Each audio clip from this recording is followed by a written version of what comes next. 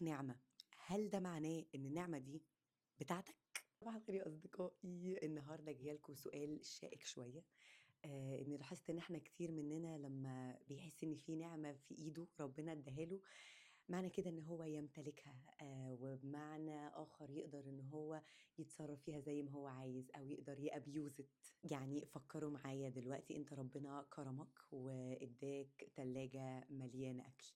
تكنيكلي أنت جبتها بفلوسك، والنعمة دي بقت بتاعتك خلاص.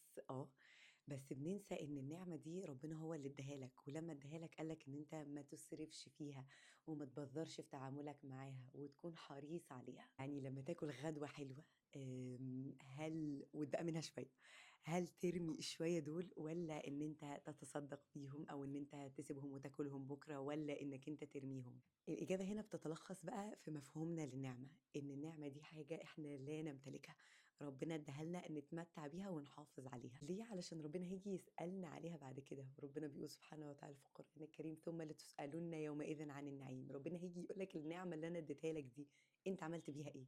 فبما إن النهاردة اليوم العالمي لإهدار الطعام، فكروا إن هو مش بس طعام، أي نعمة ربنا بيديها لنا إحنا لا نمتلكها، بالتالي لا نمتلك هدرها، ولا أكل ولا شرب ولا عربيات ولا بيت.